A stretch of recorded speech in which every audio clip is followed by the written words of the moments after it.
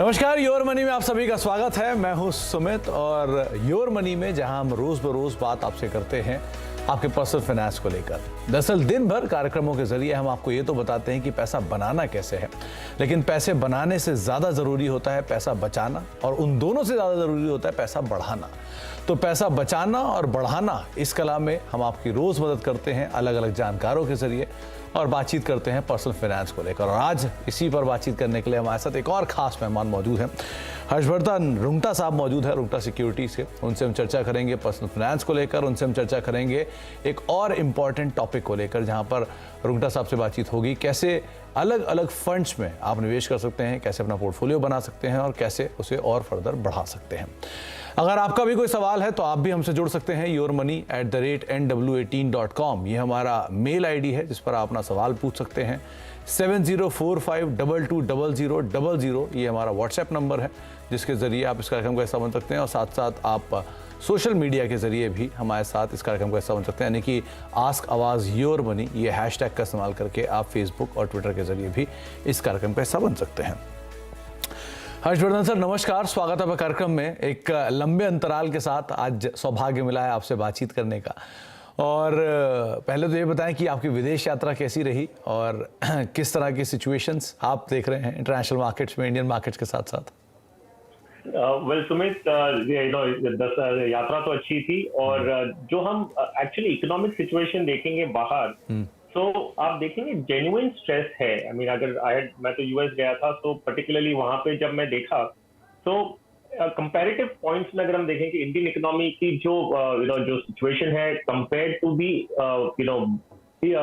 US economy की बात अगर हम करें, तो I think we are in the right place. ये अगला 10 साल जो है वो इंडिया के लिए ही है, और जो आज की तारीख में इन्वेस्ट नहीं करते हैं इंडिया में पर्टिकुलरली, तो वो 10 साल बाद बहुत बुरी तरह रिग्रेट करने वाले।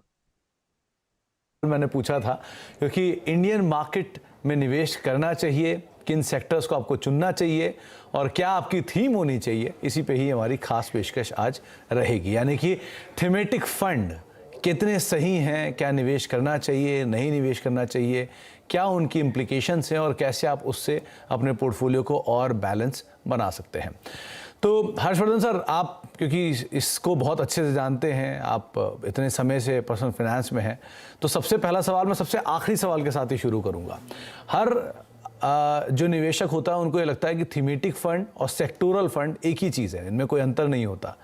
तो आप बताएं कि क्या अंतर होता है, क्यों थीमेटिक फंड चुनना चाहिए, क्यों नहीं सेक्टोरल फंड चुनना चाहिए, या फिर अगर आप सेक्टोरल में हैं तो क्यों थीमेटिक फंड उसके साथ रखना चाहिए। तो क्या इन दोनों में अंतर है और क्यों दोनों की अपनी अपनी इंपॉर्टेंस है? वेल सुमित, अगर हम बात करें थीमेटिक फंड की, तो थीमेटिक फंड क्या होते हैं, जैसे वर्ड कहता है थीम, एक पर्टिकुलर कॉन्सेप्ट को, एक थीम को वो आइडेंटिफाई करता है इकोनॉमी का, और उस थीम के बेसिस पे जितनी भी कंपनियां उस कॉन्सेप्ट में है, उस थीम में है, उन सभी में इन्वेस्ट करता है। उदाहरण देता हूं, तो इसे सेक्टर फंड से कंफ्यूज नहीं करेंगे। सेक्टर फंड क्या होता है कि सेक्टर फंड कहता है कि इस पर्टिकुलर सेक्टर में जितनी कंपनीज ऑपरेट करती हैं हम उनमें इन्वेस्ट करेंगे। तो सेक्टर में आप अलग अलग सेक्टर्स होते हैं, आईटी सेक्टर है, एफएमसीजी सेक्टर है, बैंकिंग सेक्टर है। तो बैंकिंग होगा तो सिर्फ बैंक्स में इन्वेस्ट करेगा, एफएमसीजी है तो सिर्फ fast moving consumer goods companies में ही इन्वेस्ट करेगा। लेकिन अगर हम कंजम्पशन अपॉर्चुनिटीज फंड देखें तो इसमें क्या होगा, ये जो होराइजन है वो थोड़ा ब्रॉडन अप हो गया। एफएमसीजी आ गई और उसके ऊपर जो परचेसिंग पावर लोगों की बढ़ेगी और उसके बेसिस पे वो जो लाइफस्टाइल एक्सपेंसेस भी करेंगे, उस खर्चों से किन कंपनियों को फायदा हो सकता है, तो वो भी आ जाती है इसके अंदर। उदाहरण के तौर पर जो कंजम्पशन बेस्ड थीम होती है उसमें आपके पीवीआर सिनेमा भी आ जाएगा, क्योंकि लोग जो परचेसिंग पावर बढ़ती है लोगों की, तो वो मूवीज देखने आउटिंग में जाएंगे, होटल्स में जाएंगे, तो वो सारी चीज आती है एक थीमेटिक कंजम्पशन अपॉर्चुनिटीज में। और एफएमसीजी हो गया जो सिर्फ एफएमसीजी कंपनीज में करेगा। तो ये छोटी सी अंतराल है कि कंजम्पशन और थीमेटिक जो कॉन्सेप्ट है वो सेक्टर फंड से थोड़ा ज्यादा ब्रॉडर है। तो एक बड़ा दायरा अगर आप सोचते हैं तो वो थीम होता है, और अगर आप एक छोटे से दायरे में जाना चाहते हैं तो वो एक सेक्टर होता है। यानी कि कंस्ट्रक्शन एक थीम होगी, स्टील, रियल एस्टेट, इसके मटेरियल्स, ये एक सेक्टर हो सकते हैं जहां पर आप निवेश कर सकते हैं। तो ये तो रहा पहला डिफरेंस दोनों के बीच में। हर्षवर्धन सर, आप बताएं कि क्यों थीमेटिक में निवेश करना चाहिए, पहला। दूसरा, किनको निवेश करना चाहिए, कौन लोग उसके लिए बिल्कुल सही कैंडिडेट हैं उनके पोर्टफोलियो में? अगर ऑलरेडी सेक्टोरल है तो क्या वो थीम में जाएं, या वो सेक्टर में नहीं जाना चाहते हैं तो वो थीम में जाएं? इसकी इंडियन मार्केट को लेके इम्प्लीकेशन कैसी है? आप क्योंकि अंतर्राष्ट्रीय बाजार भी घूम कर आए हैं, अंतर्राष्ट्रीय इकोनॉमी को भी समझते हैं, तो इंडियन इकोनॉमी के लिए कौन सी थीम बढ़िया? सुमित, अगर हम बात करें क्या कोई निवेशक को थीम या सेक्टर फंड में इन्वेस्ट करना चाहिए, ये डिपेंड करता है कि अगर एक इन्वेस्टर कितना जागरूक है, कितना अवेयर है, कितना मार्केट को ट्रैक कर सकता है। क्योंकि अगर आप कोई भी सेक्टर में इन्वेस्ट कर रहे हैं या थीम को पकड़ रहे हैं, आप एक थीम को कैच करने की कोशिश कर रहे हैं कि कोई भी गवर्नमेंट पॉलिसीज आने वाली है या कुछ ऐसा इकोनॉमी में बदलाव आने वाला है कि एक पर्टिकुलर थीम चलने वाली है।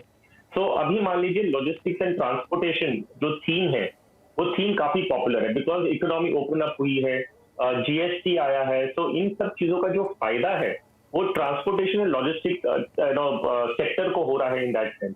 तो अगर आप उस कर्व को पकड़ना चाहते हैं, उस चेंज को जो इकोनॉमी में आ रहा है उसको आप स्पेसिफिकली पकड़ना चाहते हैं, तो आप थीमेटिक फंड या सेक्टर फंड में जाएंगे। तो क्लियरली स्पीकिंग ये उन निवेशकों के लिए है जो मार्केट्स को ट्रैक कर सकते हैं, मॉनिटर कर सकते हैं, एंड मोस्ट इंपॉर्टेंटली जो वो एग्जिट भी टाइम कर सकते हैं। क्योंकि आप अगर एक थीम को कैच करने की कोशिश कर रहे हैं, वो थीम अगर उसका वो प्ले आउट हो गया थीम पूरा, तो आपको फिर उस थीमेटिक फंड में से निकलना भी होगा।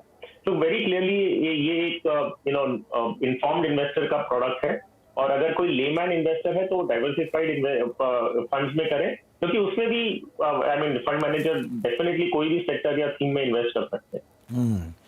और टैक्सेशन की इम्प्लीकेशन कैसे मान के चले हर्षवर्धन सर इसमें? क्योंकि क्या बाकी फंड्स के कंपैरिजन में यहाँ पर इम्प्लीकेशन में कोई बदलाव होता है? जी नहीं, ये भी एक रेगुलर इक्विटी फंड है, तो जो इक्विटी पे आपका जो टैक्सेशन होगा वही लगेगा, which is short term capital gains. अगर है आपकी होल्डिंग अगर 1 साल के नीचे है तो आपको शॉर्ट टर्म कैपिटल गेन्स है जिसमें 15% है, और अगर लॉन्ग टर्म है जो 1 ईयर एंड अबव आपकी होल्डिंग होती है तो उसमें लॉन्ग टर्म कैपिटल गेन्स है जिसमें 10% है, लेकिन फर्स्ट 1 लाख आपका टैक्स एग्जेम्प्ट है। जो पहला 1 लाख कैपिटल गेन्स होगा लॉन्ग टर्म कैपिटल वो टैक्स एग्जेम्प्ट है, उसके ऊपर 10%।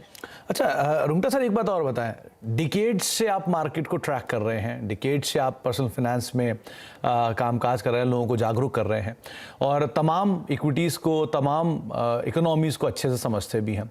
इंडियन इकोनॉमी को लेकर कौन सा थीम बढ़िया है? आपको क्या लगता है कौन सी थीम में पैसा डालना चाहिए? कौन सी थीम ऐसी है जो इंडियन इकोनॉमी को अगले एक डिकेड में और बेटर बना सकती है, जिनके ऊपर पैसा लगाया तो बढ़िया पैसा बन सकता है? क्या होगा वहाँ पर? दो थीम्स हैं जो मुझे अच्छी लगती हैं। वन इज की परचेसिंग पावर। आप कोई भी चीज को स्पेंडिंग कॉन्सेप्ट में ले लीजिए, कंज्यूमर अपॉर्चुनिटीज की जो मैंने बात की, consumption opportunity. We have a young demographic. अगर हमारी इंडियन पॉपुलेशन को देखें तो working class is very large. हमारी जो यंग पॉपुलेशन है, अर्निंग कैपेसिटी उनकी ज्यादा है, इनकम अभी लोगों के हाथ में आ रही है, एंड अगर इकोनॉमी ग्रो करती है तो we'll have more income coming to the hands of people. अगर लोगों के हाथ में पैसे आने वाले हैं तो वो खर्च करने वाले हैं, तो ये खर्च जो होगा वो कंजम्पशन अपॉर्चुनिटीज फंड या FMCG in that context, not FMCG particularly, लेकिन कंजम्पशन अपॉर्चुनिटीज, इसमें आपको काफी बेनिफिट दिखेगा इन द कमिंग डेकेड। दूसरा मुझे जो लगता है जिसमें थोड़ा we have to track it little more, वो है banking sector, banking and financial services. क्योंकि कोई भी जो लेन देन होगा वो सारा बैंक और फाइनेंशियल इंस्टीट्यूशन से थ्रू रूट होगा। हम देख रहे हैं कि ये कैश इकोनॉमी धीरे धीरे गवर्नमेंट कोशिश करे कि सब कुछ आपका डिजिटल चला जाए, सब कुछ ऑफिशियल प्लेटफॉर्म्स पे हो, तो ये जो आपको बदलाव दिखेगा इसका फायदा बहुत दिखेगा। लेकिन बैंकिंग सेक्टर और फाइनेंशियल सर्विसेज सेक्टर के खुद के बहुत सारे लेगेसी इश्यूज हैं जो सॉर्ट आउट होने होंगे, लेकिन ये दो सेक्टर मुझे लगता है कि anything to do with individuals, क्योंकि हमारी 130 करोड़ की आबादी है, अर्निंग पॉपुलेशन है, खर्च करने वाले हैं, पैसा इकोनॉमी ग्रो होगा, तो money flow will be through individual. अच्छा रुंगटा सर, एक बात और बताएं कि किसी भी आम निवेशक के लिए जो कि बाजार को ट्रैक भी करता है और वो थीमेटिक फंड को समझता भी है, उसमें निवेश कर भी सकता है, उसको अपने पोर्टफोलियो कितना हिस्सा यहाँ पर एलोकेट करना चाहिए, और अगर वो इसके साथ साथ सेक्टोरल का ब्लेंड रखना चाहे तो इन दोनों को मिला के कितना एक ब्लेंड होना चाहिए, कितना एक परसेंटेज देना चाहिए? ओके, सो हम बात कर रहे हैं specifically informed investor, educated investor के बारे में। ओके, सो आप अगर सुमित चाहें तो आप अपना पूरा पोर्टफोलियो ही अलग अलग 3-4 सेक्टर्स का बना सकते हैं।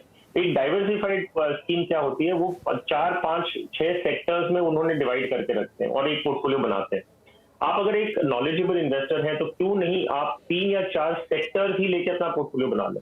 तो आपका मान लीजिए 5 सेक्टर्स या 4 सेक्टर्स या थीम आपने आइडेंटिफाई कर ली और 20% या 25% अपना पोर्टफोलियो का आपने उसमें इन्वेस्ट कर दिया जो आपको अच्छे लगते हैं। आपको मान लीजिए फार्मा अच्छा लग रहा है, बैंकिंग अच्छा लग रहा है, कंज्यूमर अच्छा लग रहा है, तो आप सिर्फ उनमें कर लें and you can create a portfolio. ऐसा कोई कंपल्शन नहीं है कि उसमें कोई लिमिटेशन है, क्योंकि आपने कहा कि एक इन्फॉर्म्ड इन्वेस्टर मार्केट को ट्रैक करता है, तो मोस्ट सर्टेनली वो एक सिर्फ सेक्टर या थीमेटिक फंड से भी अपना पोर्टफोलियो बना सकते हैं। ओके, चलिए अब सवाल जवाब का सिलसिला शुरू करते हैं और हमारे कुछ दर्शकों के सवाल हमारे पास आए हैं, उनसे भी हम बातचीत करते हैं, उनके सवालों को भी शामिल करते हैं। पहले दर्शक हमारे साथ मौजूद हैं, प्रद्युमन है बातचीत करने के लिए। प्रद्युमन साहब नमस्कार, सवाल पूछिए अपना। नमस्कार। नमस्कार सर जी मेरा सवाल है, मेरा अभी 6 म्यूचुअल फंड मेरा कंटिन्यू चल रहा है। 5,000 करके मैं हर महीने इसका SIP कर रहा हूँ। मेरा 3 करोड़ का टारगेट है और 30 साल तक मैं कर सकता हूँ। आपकी अभी उम्र 25 साल है और आप 30 साल में 3 करोड़ का लक्ष्य साध के चल रहे हैं, राइट? जी ओके। रुंगटा सर, इन्होंने अपना पोर्टफोलियो आपको भेजा भी है, इसमें अलग अलग मिड कैप के, ब्लू चिप के फंड्स इन्होंने शामिल कर रखे हैं और बहुत रीजनेबल इनका गोल है कि इन्होंने 30 साल में करीब करीब 3 करोड़ के आसपास का एक ये फंड साथ के चल रहे हैं कि इतना ये टारगेट अचीव करना चाहते हैं। 25 साल उनकी उम्र है और अच्छी चीज़ ये कि एक बहुत इनिशियल एज में उन्होंने इन्वेस्टमेंट भी शुरू की है। पहली चीज़ तो क्या इनका फंड सही है, रणनीति सही है? दूसरा, क्या इनको अपनी SIP को बढ़ाते रहना चाहिए विद टाइम? कैसे इसमें फेरबदल करें? कुछ बदलाव की ज़रूरत?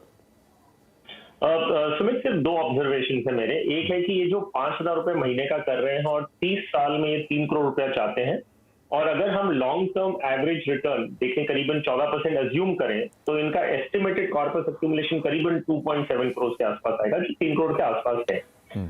दूसरा जो आपका मेन सवाल था वो बहुत इंपॉर्टेंट था कि क्या इन्हें इन्वेस्टमेंट बढ़ाते रहना चाहिए। यस, इनका लक्ष्य अगर पूरा होता हुआ दिखता भी है इन्हें, लेकिन अभी 25 साल की इनकम आगे जाके बढ़ने वाली है, तो आप एक एज ए रूटीन, एक एज ए हैबिट बनाइए कि जैसे आपकी इनकम बढ़ती है आपका इन्वेस्टमेंट भी वही प्रोपोर्शन में बढ़ना चाहिए। तो क्यों ना हम ऐसा करें कि हम 3 करोड़ का टारगेट भी एक्सीड कर लें, क्योंकि इन्फ्लेशन के बेसिस पे आपको ये नहीं पता कि 30 साल बाद 3 करोड़ काफी होगा कि नहीं, तो आप प्रिपेयर वैसे ही करें कि आपका इन्वेस्टमेंट बढ़ा सकते हैं। दूसरा ऑब्जर्वेशन जो था कि ये 5,000 रुपए के लिए ये करीबन 6 स्कीम्स में कर रहे हैं जो जरूरत नहीं है। 5,000 रुपए प्रद्युम्न जी आप ना 2 स्कीमें भी करते तो आपका काम पूरा हो जाता। 6 स्कीम अननेसेसरी एक एडमिनिस्ट्रेटिव बर्डन आपके ऊपर डाल देगी, आपको उतनी ही KYC, उतनी बहुत सारी चीजें आपको अपडेट करती रहनी पड़ेगी। बट नेवरदलेस थोड़ा पोर्टफोलियो आप कंसोलिडेट कर सकते हैं।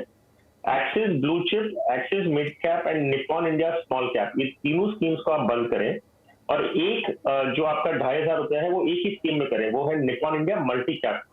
तो ये एक मल्टी कैप फंड में ही आपको large, mid and small cap तीनों का एक्सपोजर मिल जाएगा, तो आपकी ये थोड़ा बहुत कंसोलिडेशन हो सकता है। बाकी सीन ठीक है और वो आप कंटिन्यू कर सकते हैं। अच्छा रुंगटा सर, एक बात बताएं, अक्सर लोग पूछते भी हैं, ये हमारे केस में स्टॉक्स को लेकर होता है और आपके केस में शायद म्यूचुअल फंड्स को लेकर होगा, कि कितने म्यूचुअल फंड एक आइडल पोर्टफोलियो में होने चाहिए? मतलब मेरा तो एक ही जवाब होता है, जितना आप संभाल पाएं। आप क्या कहना चाहेंगे इस पर, क्या टिप्पणी करना चाहेंगे? देखिए सुमित, एक कोई भी स्कीम आप लेते हैं ना, वो स्कीम में करीबन 30 to 50 कंपनीज में वो खुद इन्वेस्ट करते हैं। तो मान लीजिए इन्होंने एक्सिस ब्लू चिप फंड ले रखा है, उसमें करीबन आपके पास 30 से 50 कंपनियों में वो खुद इन्वेस्ट कर रहे हैं। वैसे ही आप कोई दूसरी स्कीम लेंगे उसमें भी 30 से 40 कंपनियों में इन्वेस्ट हो रहा है। तो ऐसे अगर आप 6 स्कीम ले रहे हैं तो ऐसा कोई आपको आपके उन स्कीम्स में जो कंपनियां वो डुप्लीकेशन आपको दिखेगी।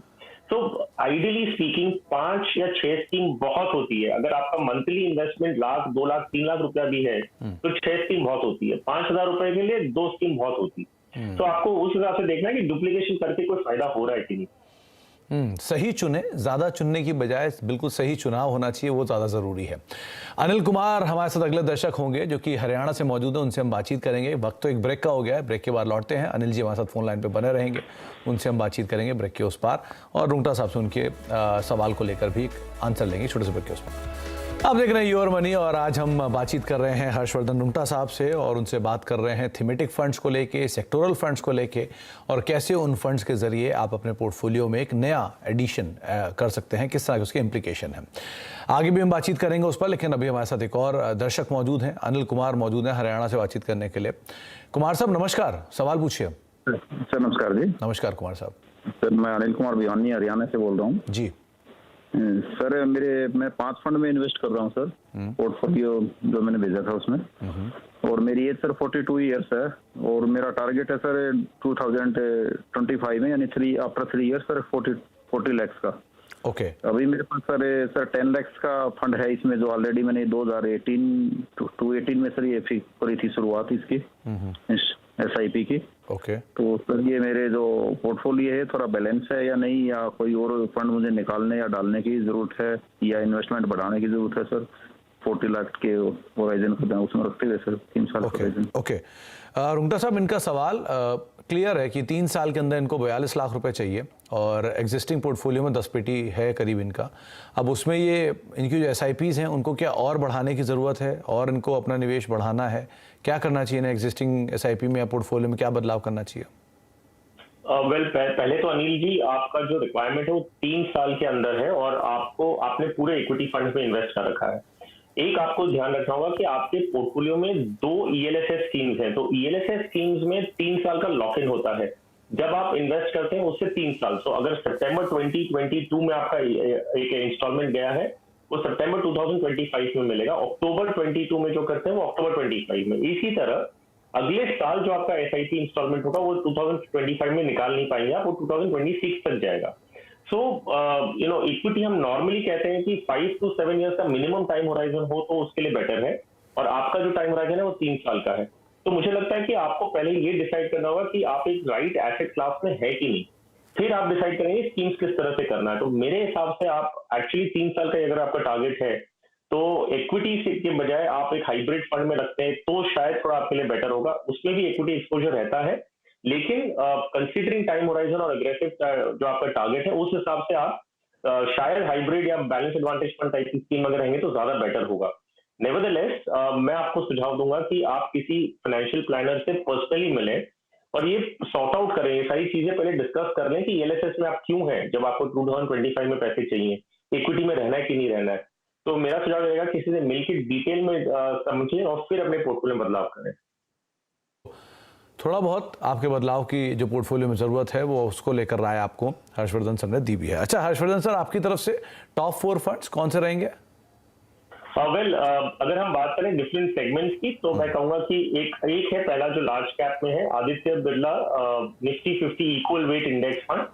दूसरा एक Tata multi asset opportunities fund, इसमें डेट, इक्विटी एंड कमोडिटीज भी आ जाती है, primary and equity exposure. Canara Robeco emerging equity fund, और एक इंटरनेशनल फंड जो आप नैस्डैक 100 की एक्सपोजर लेंगे अपने पोर्टफोलियो को डाइवर्सिफिकेशन पॉइंट ऑफ व्यू से, वो है कोटक नैस्डैक 100 फंड। अच्छा, तो 4 फंड आपको बताए हैं हर्ष सर ने, आप उनको देख सकते हैं और उनमें अपना निवेश यहाँ पर फर्दर अगर आप करना चाहते हैं, नया निवेश करना चाहते हैं तो आप उसको देख सकते हैं। अच्छा, ये हर्ष सर, ये आपने नैस्डैक फंड चुना होकर आया इसलिए या अदरवाइज ही आपके थॉट पे था ये? जी नहीं, एक्चुअली ना सुमित, अगर आप देखें तो डाइवर्सिफिकेशन एक ऐसा मात्र जरिया है जिससे आप रिस्क को मिटिगेट करते हैं। तो जहां आप मेजॉरिटी ऑफ योर इन्वेस्टमेंट्स हम कहते हैं कि इंडिया में करिए, इमर्जिंग इकोनॉमी में करिए, जो India of course one of the best है, लेकिन geographical diversification point of view से थोड़े पैसे डॉलर बेस्ड एसेट्स में भी करेंगे, विच इज नैस्डैक 100। गए थे क्या नैस्डैक पे? ये जी हाँ, देखते तो आया था मैं। आप मिस नहीं कर सकते, अगर आप यूएस जाते हो नैस्डैक को मिस नहीं करेंगे, राइट? जी जी जी जी जी। सो इन एनी केस, तो उनकी जो कंपनी है उनमें आपका एक्सपोजर है ना, आई थिंक पोर्शन आपका 10 to 15% इंटरनेशनल फंड्स में एक्सपोजर लेना ठीक रहेगा। चलिए, बहुत बहुत शुक्रिया सर हमारे साथ मौजूद रहने के लिए, और एक बार फिर से बहुत अच्छा लगा आपसे बात करके एक लंबे अंतराल के बाद, और उम्मीद करते हैं आपसे जल्दी मुलाकात भी होगी। बहुत बहुत शुक्रिया सर अपना समय में देने के लिए और हमसे बातचीत करने के लिए। तो पर्सनल फाइनेंस को लेकर अलग अलग फंड्स, किस तरह से आप थीम्स को चुन सकते हैं, कौन कौन से सेक्टर होने चाहिए और कैसा आपका एलोकेशन होना चाहिए, इन सब पर हमने बातचीत की हर्ष सर से। और भी लगातार खबरों का सिलसिला CNBC आवाज़ पर बना रहेगा। नमस्कार।